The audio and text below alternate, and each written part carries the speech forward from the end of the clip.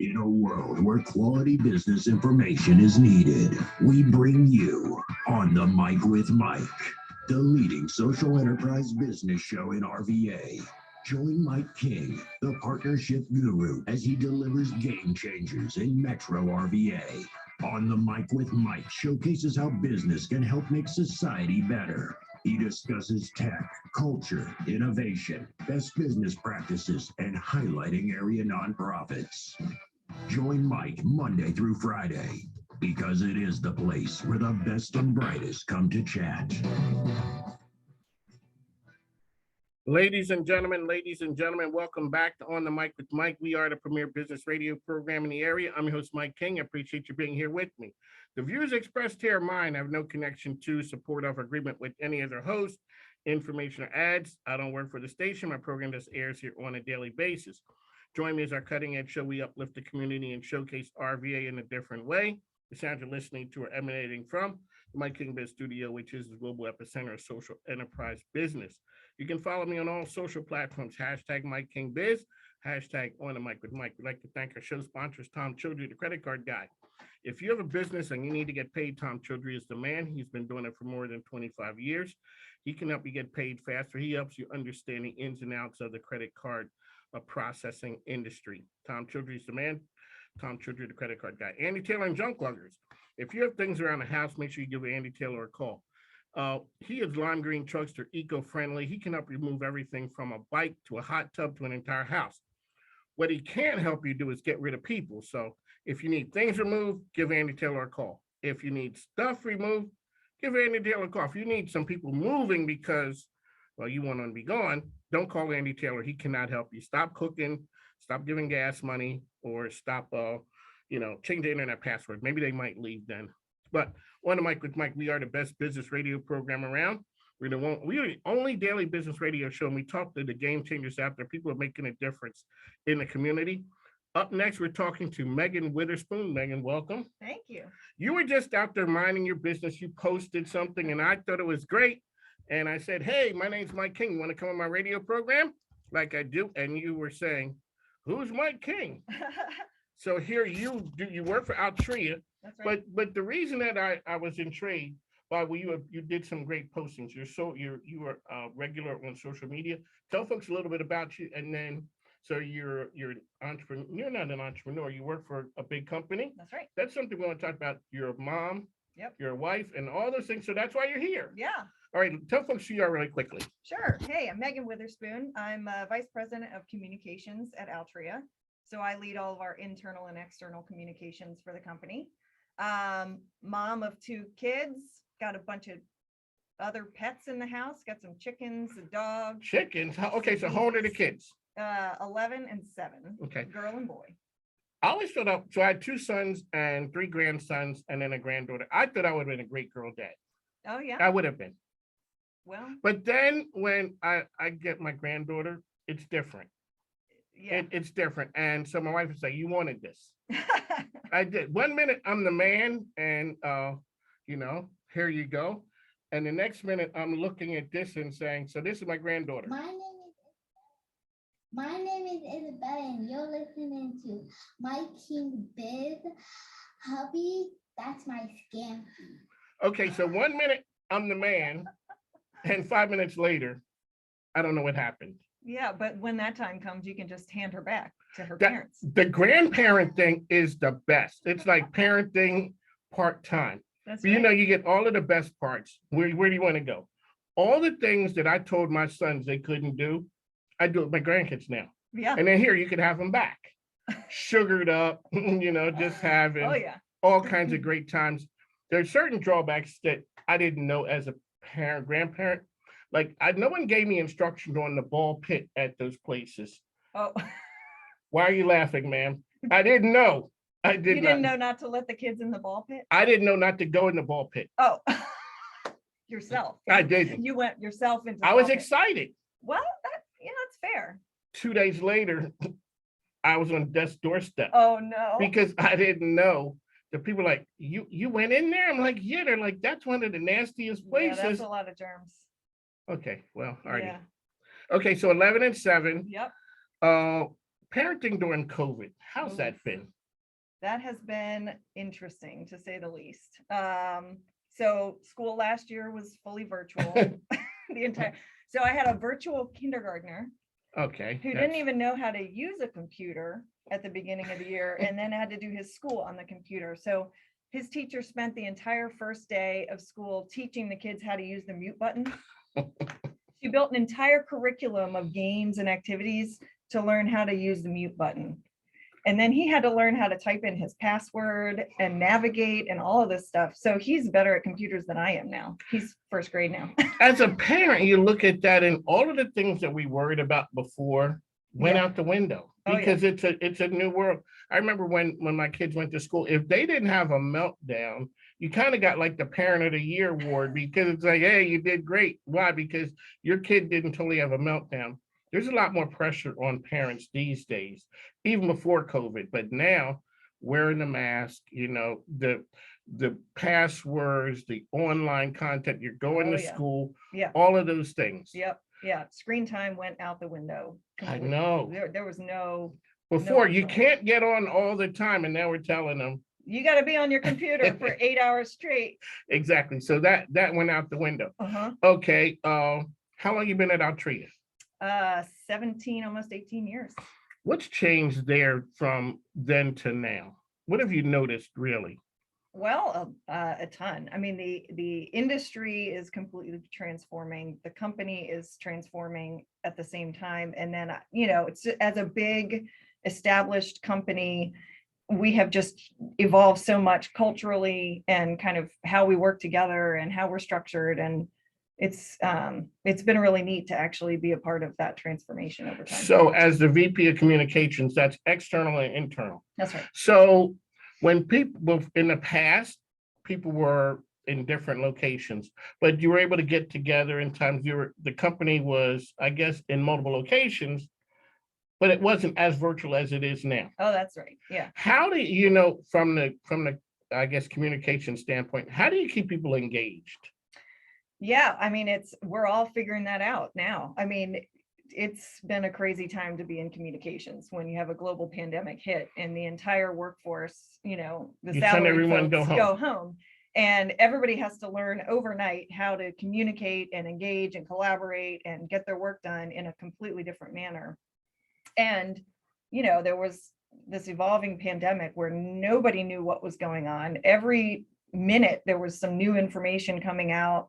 Everybody was trying to figure it out at the same time. And we had to keep employees calm and informed and engaged and safe through all of that, which was a huge undertaking.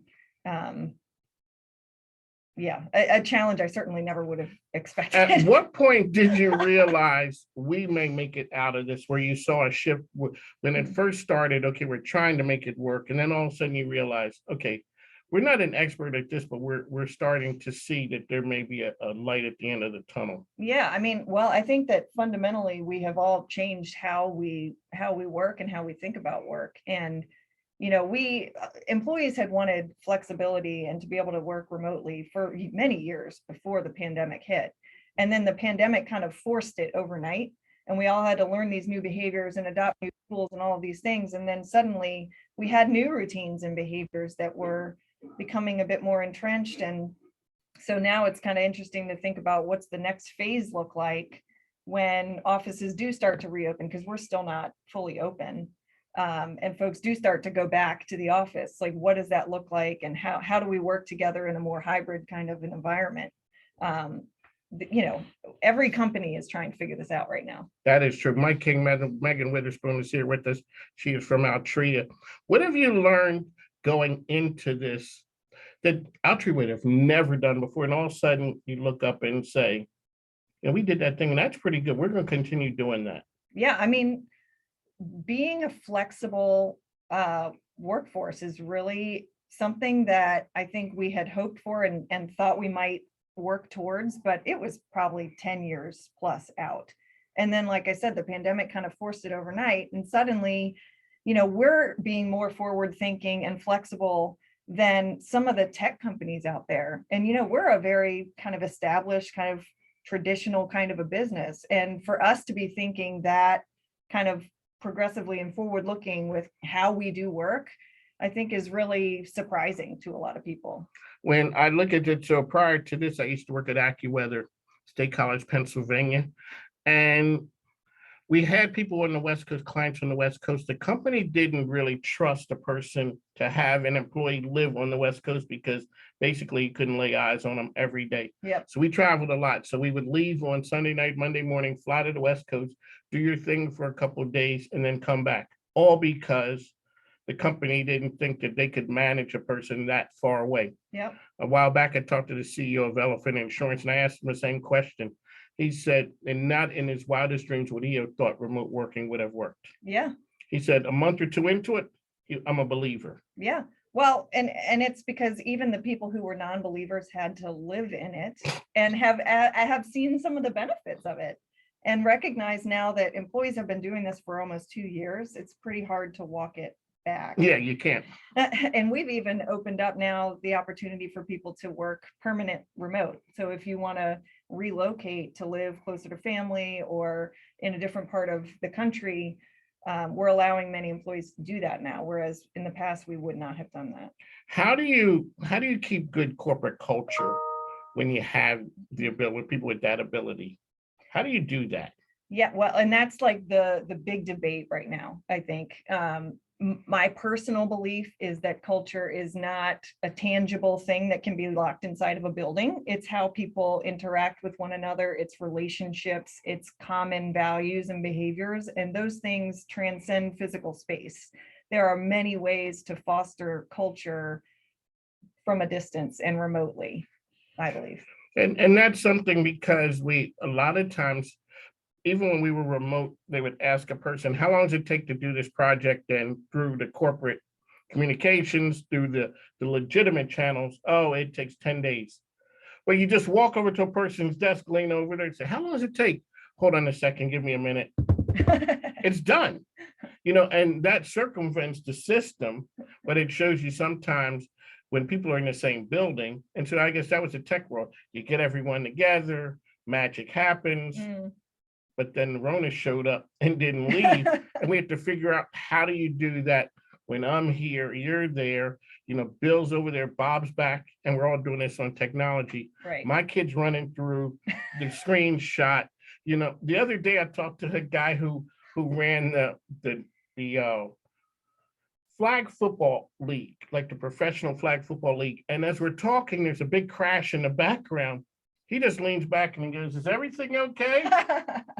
And he comes back, he's like, I'm like, hey, if you need to take that, go ahead. He's like, no, everything's fine. Yeah. If that had happened 2 or 3 years ago, where we're talking and it froze up, we would have thought the world ended. Absolutely. Now it's just like, hey, Megan froze up. She'll be back in a moment. Yeah. And when you come back, it's like, you didn't miss. So what did I miss? Yeah. It's not like it was, it is a new culture. That's right. So how do you control? Back in the days, this is when you're old. There was a time when I was at AccuWeather, they read through every email that went out of the building. Oh my gosh. How do you control that right there? People doing the right thing from a corporate standpoint. How do you want to be viewed with the public?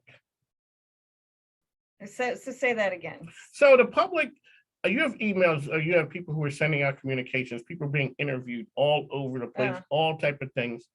What level do you really control what is being said, how it's being said, and where it's being said? I hear you. Well, and it's really complex now with social media. Exactly. That's how I found you. As you know.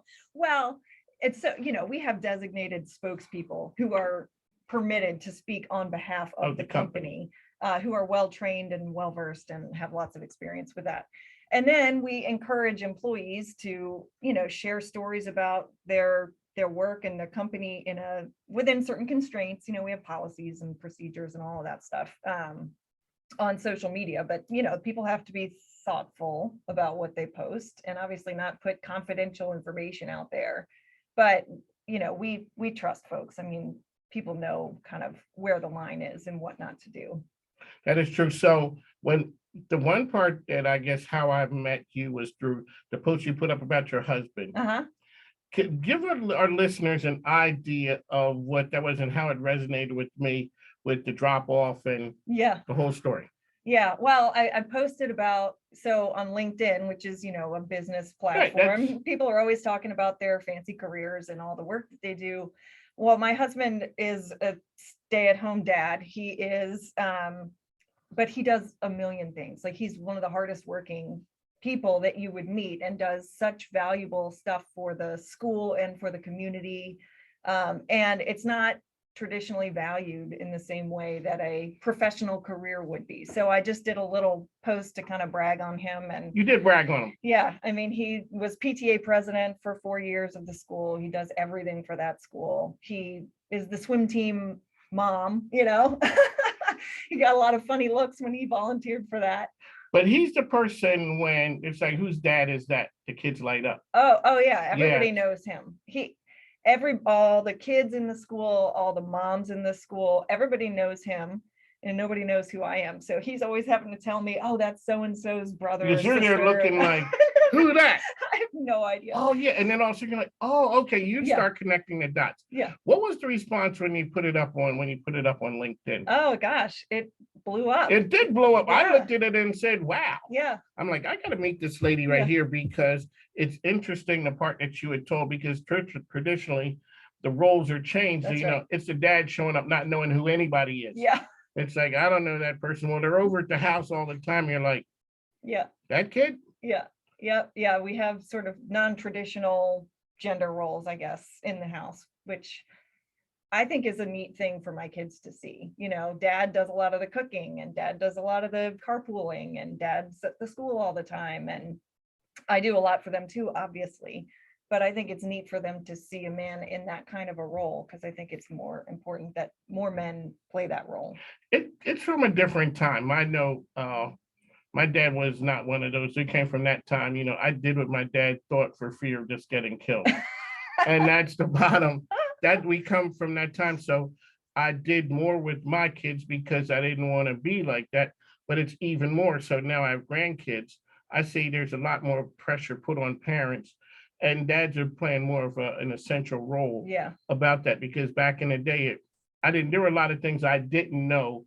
And when I found out years later, like the statute of limitations had run out on some of those things that I would have had an issue with, but that was between my sons and my wife, that I would have never known, because there are things that you miss and you're like, hey, what happened? Yeah. Oh, well, last Tuesday, this happened. So LinkedIn has become a place where people are putting more personal things up. That's right. But it is the platform that things get done. Mhm. I mean, talk a little bit about your postings there. What do you post? How do you get quality content to post? Well, I kind of have a dual role with social media, because my team at Altria obviously manages our corporate social media accounts, where we talk a lot about the things that the company does and the kind of culture we're trying to create, the way we support the community and things like that. And then I personally have my own LinkedIn account where I try to share a little bit more of a personal side, to show a different side of leadership, to kind of try to help advance the business community for women in particular. So that's kind of how I use it.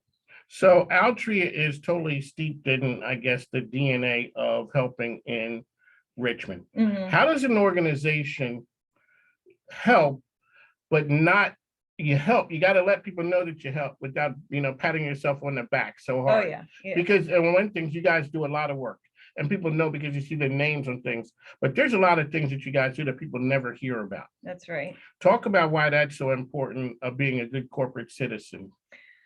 Yeah, I mean, we have a huge focus on being a good corporate citizen and supporting local and even some national nonprofits that kind of align with some of our business issues. And then also, being that we have such a big presence here in Richmond, we really try to help advance the Richmond community and support organizations here as well. And we do that in a lot of ways. Obviously, we have grants that we do. We support events and things like that. But then also, all of our executives serve on boards of nonprofits and things like that too. So it kind of shows up in a lot of different ways. And we do try to share those stories, and we have try to get our employees to share their stories about their involvement, but in a way that is not, self-congratulatory, because that's not really why defeats the we do it. purpose. That's right. That's not why we But do we it. do live in a time where if there isn't a picture that's being taken, or it isn't chronicled in some way, did it really happen? We don't live in that time where you had a diary and it was locked and it was put under the bed That's in a right. box. We don't do that. How do nonprofit organizations? Hey, it's Mike and Megan here. She is from Altria, ESPN Richmond 106.1. That's where we are. Every day, 5 to 7 a.m. That's where you find us, as well as the Mike King Biz Radio Network, which is the Choice 105.3, as well as the International Business Growth Radio. Shout out to Donna Cundy and Bill Eastman out there taking the program on a global basis, how business is done on a worldwide scale. How do nonprofits get to you guys to try and get some support and get Altria to show them some love? Well, I think most nonprofits in the area probably know us pretty well. The word on the street is, hey, let's go hit up Altria once again. Yeah, I mean, we have certain focus areas for our giving. And then we have an employee community fund too, that is a little more flexible in terms of the organizations that we support. And there's sort of an application process for all of that. Organizations can find all that information on our website. Okay, and the website is? Altria.com. Doesn't get any easier than that. On the mic with Mike, we're here with Megan Witherspoon. She is talking about all the great things that are happening at Altria in your industry. Give our listeners an idea of things that they wouldn't know that you guys do that are kind of interesting. Well, at the broadest level, it might be interesting to know kind of how our industry and our company are evolving and the business that we do. Most people would know that Altria is a tobacco company. Our primary companies are Philip Morris USA, US Smokeless Tobacco, John Middleton Company, so cigarettes, smokeless tobacco, cigars. Oh, John Middleton is cigars. I'd never heard of that one. Okay. Yep. But we are sort of on a long-term journey here to move beyond smoking, and we're focused on recognizing that there are many adult smokers out there who are looking for alternatives to cigarettes. Trying to kind of become a harm reduction company and identify products and develop products that have the potential to have less harm and to kind of help adult smokers transition to those products. So that's kind of a 10-year vision for the company. Moving beyond smoking is a big focus for ours. Beyond that, we have a huge effort around continuing to evolve our culture, advance diversity and inclusion and equity within the company.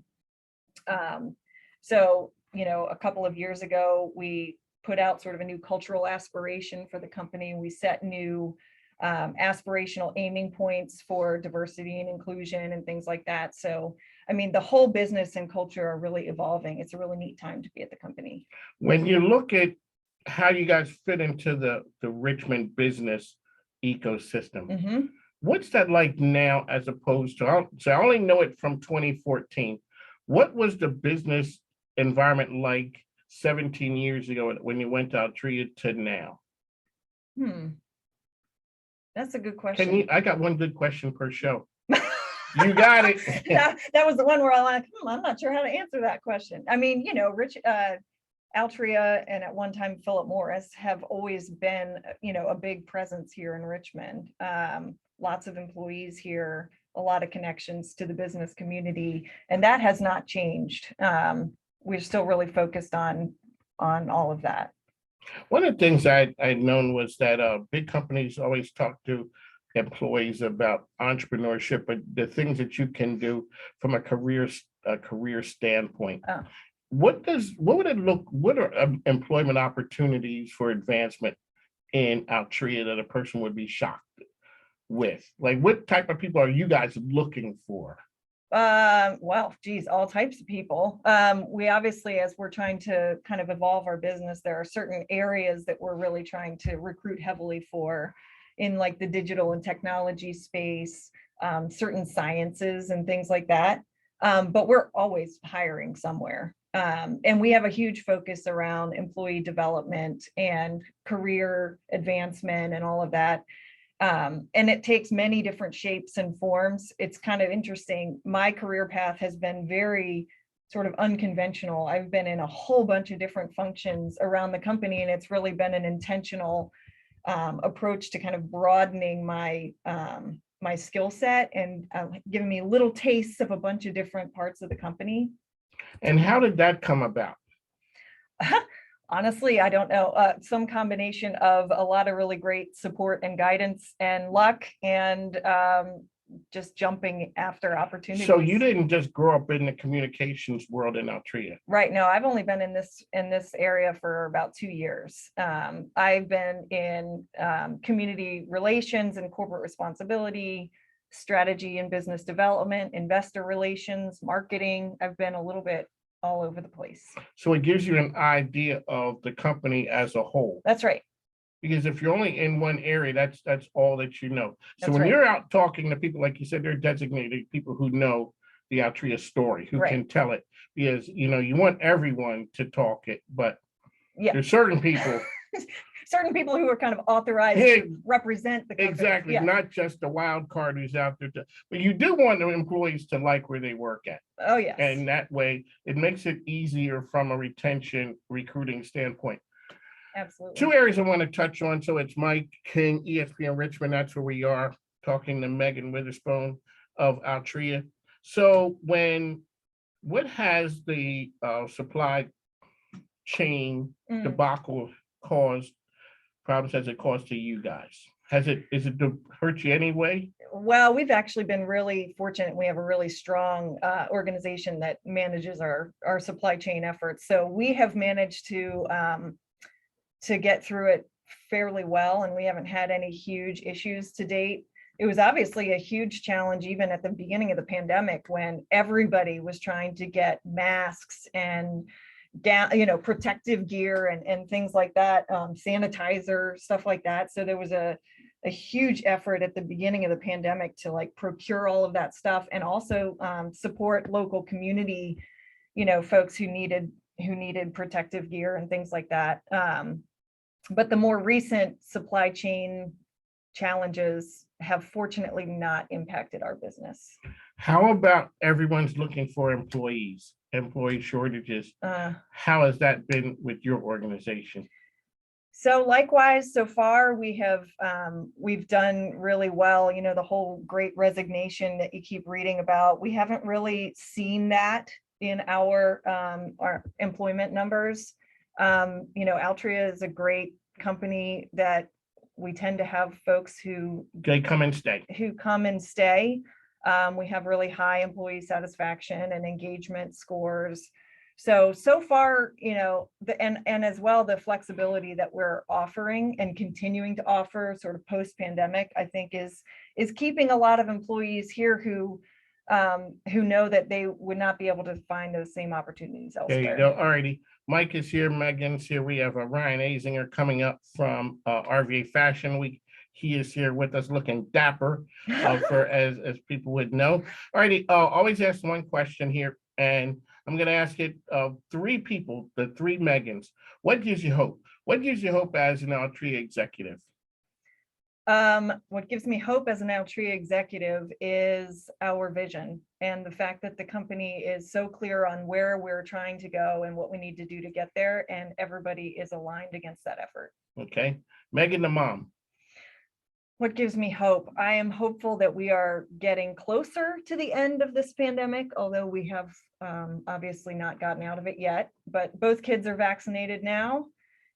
Which is a huge kind of emotional relief.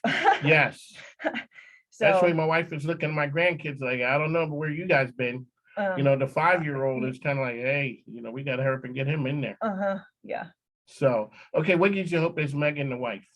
As Megan the wife, well, I'm about to go on vacation for the holidays. Looking forward to going on a ski trip out west. There you go. Next week. So that'll be great. All righty. Mike, what I'd like to say is shout out to your husband. Oh, because when that really, we see a lot of things in LinkedIn and most of them are business related. When I saw that one, That was just like, wow. And you know, Thank you. And actually, you gave a much better answer to your question than I did, because yeah, what gives me hope as a wife is that my husband is such a devoted dad and really dedicates. okay, we ain't gonna have a Jerry Maguire moment where we're gonna start crying. I'm in gonna here. start getting upset. Exactly. Here we go. Oh, But you know, it is something. You know, it's the magic that happens. Those are the things that the kids are gonna remember. yes. Like, Dad, remember the time? And he's gonna be like, "What? Yeah. That was. Remember we were in the drop-off line and this happened." Yeah. I mean, And- they even ask him, even my daughter who's in middle school, is like, Dad, will you come chaperone our band concert? And That's- I'm like, that's that's cool. amazing. Exactly. That's amazing. The sad part is when I stopped being that dad, when the kids got to a certain point, the feelings got hurt. I'm like, what Oh, happened? yeah, I could see that. You know what? What happened? I was the cool dad, and next thing you know, Dad, you can just drop us off right here. Oh, Yeah. that hurt. Yeah. I Because get so it. now you have to wait till you get grandkids, because that time doesn't come back again. You know, you don't circle back to the cool dad thing again. Then you have to be the cool, you know, the Cool grandparent. grandparent. All righty, so on the mic with Mike. Megan is here. We'd like to thank her for coming in. As we go out, we're gonna give you a sound of some of the things that we do here at on the mic with Mike when we talk to the game changers.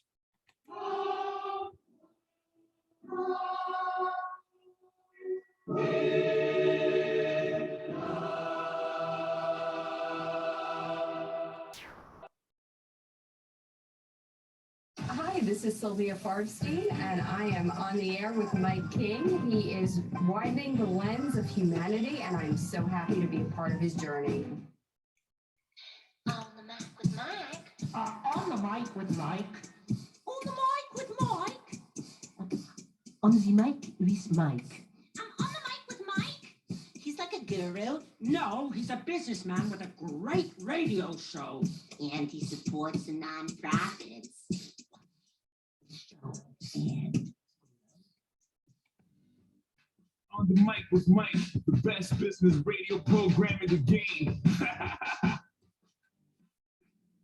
Ladies and gentlemen, I'd like to thank Megan Witherspoon for coming and talking to us one last time. How can people find you out there? I'm on LinkedIn, Megan Witherspoon. All righty, thanks. Now take care. Thank you. You.